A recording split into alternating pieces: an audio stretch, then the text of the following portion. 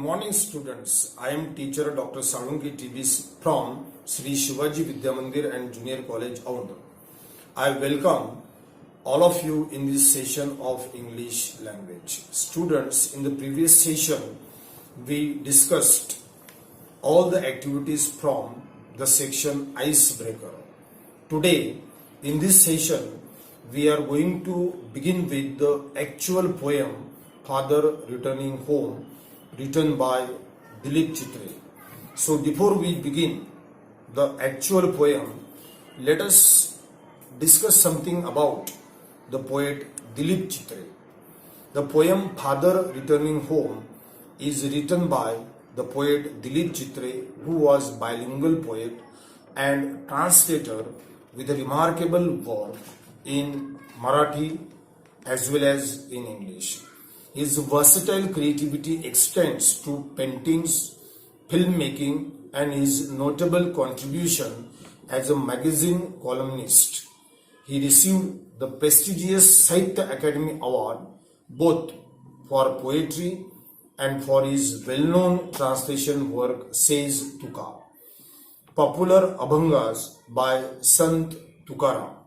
This work of translation he started at the age of 60. So, let us discuss something about the poem Father Returning Home. The poem Father Returning Home is taken from Traveling in a Cage. It describes a life of suburban commuter. Commuter means the people who travel for job and return home. The poem depicts his dull, monotonous, exhausting, and pitiable daily routine. Forced alienation at home, which is reflected through the stale food and lack of sharing, seems to be the subject of the poem. His children refuse to share their joys and sorrows with the hard-working father, who as a result is forced to retire into solitude. This very painful loneliness is a symbol of man's isolation from the materialistic man-made world. Truly speaking, the description given in this poem goes beyond the loneliness and monotonous life of poet's father. This poem is an account of any old man who works hard for his family but leads monotonous life where no one is there to speak with him, to communicate with him, to understand his feelings. So this is what we have discussed about the poem Father Returning Home. Now let us come to the title of the poem.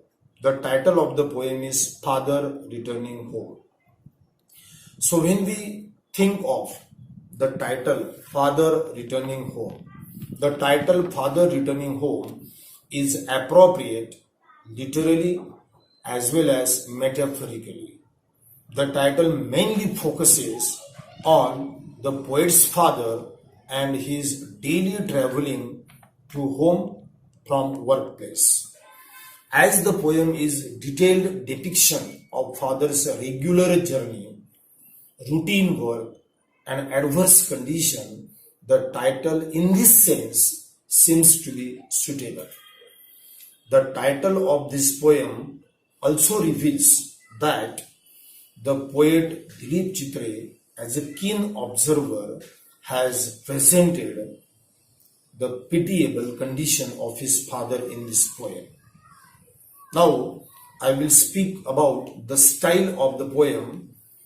There are two stanzas in this poem. The first stanza has 12 lines, whereas the second stanza consists of 13 lines.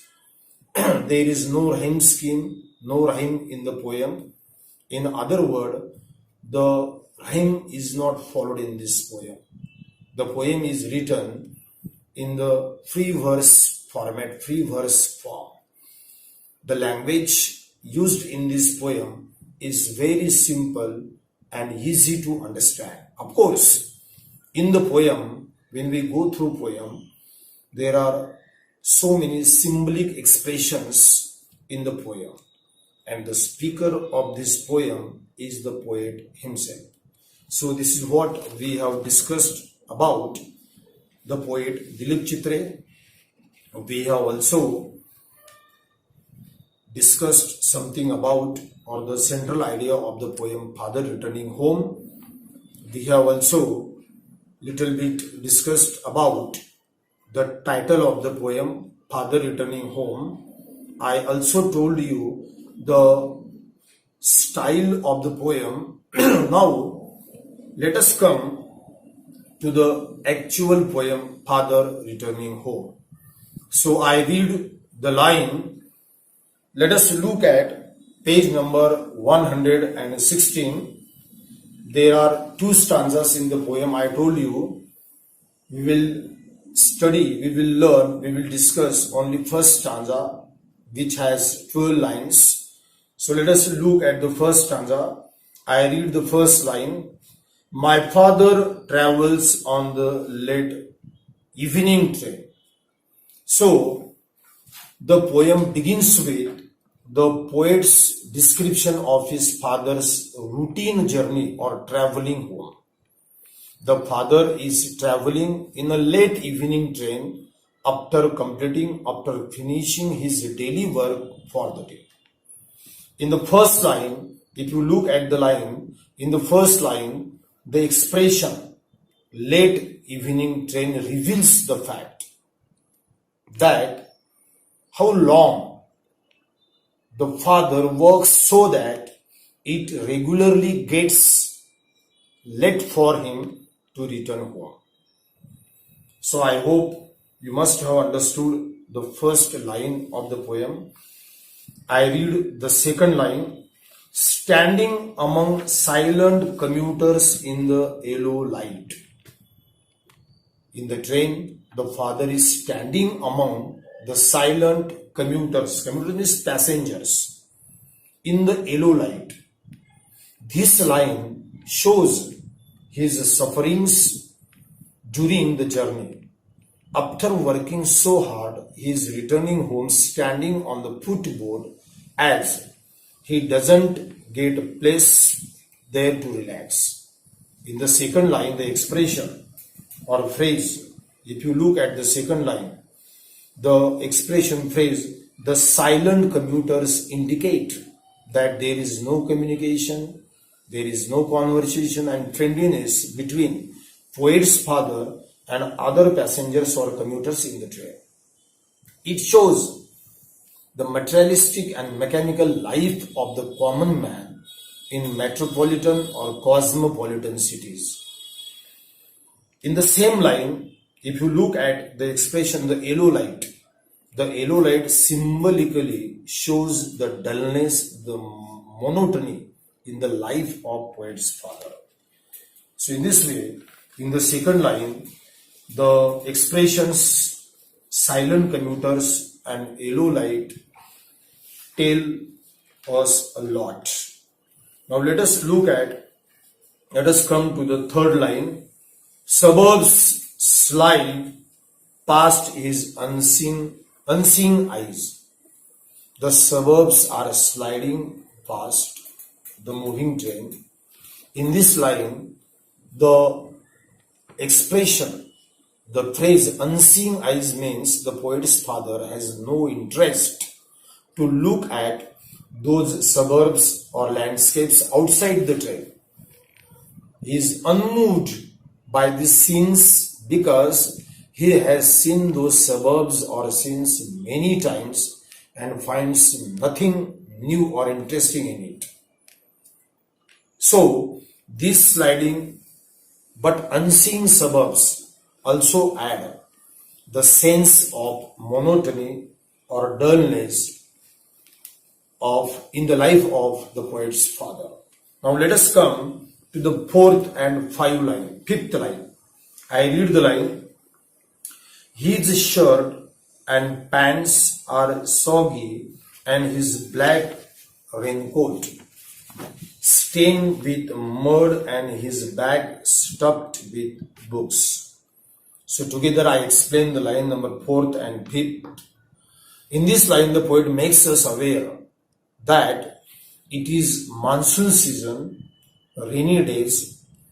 In this line, the word soggy tells us that father's dress is all wet with the rainwater and the black raincoat is damaged with mud. As I told you, it's monsoon season, rainy days.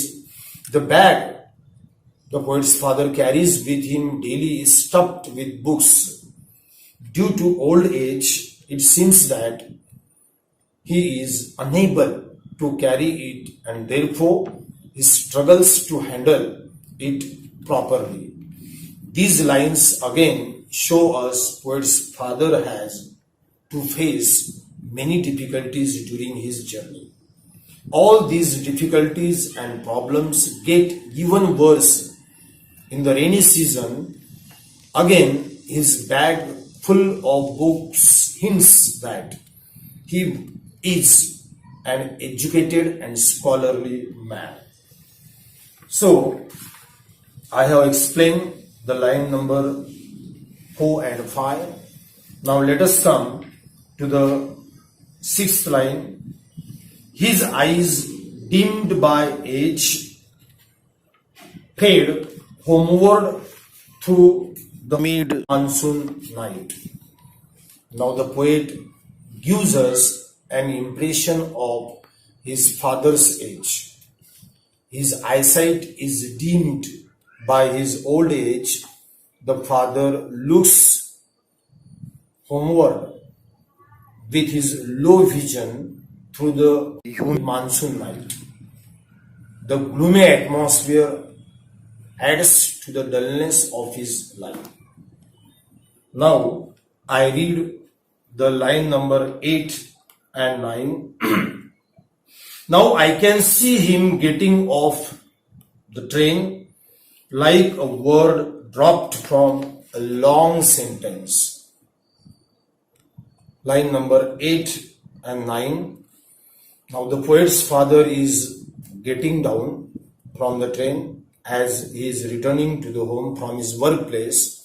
Here the poet Dilip Chitre has used a fine simile as he compares getting down of his father from the train and dropping word from a long sentence.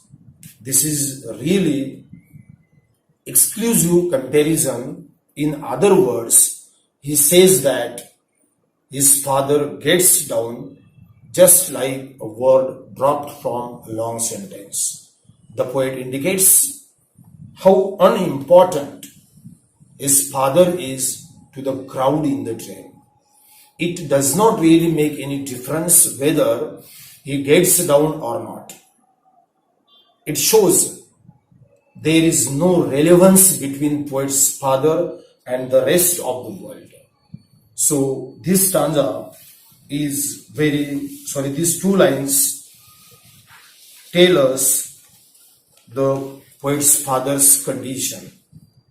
Now I come to the last 3 lines, line number 10, 11 and 12. First I read the line number 11, 12 and 10, 11 and 12. You look at the stanza, I read the line.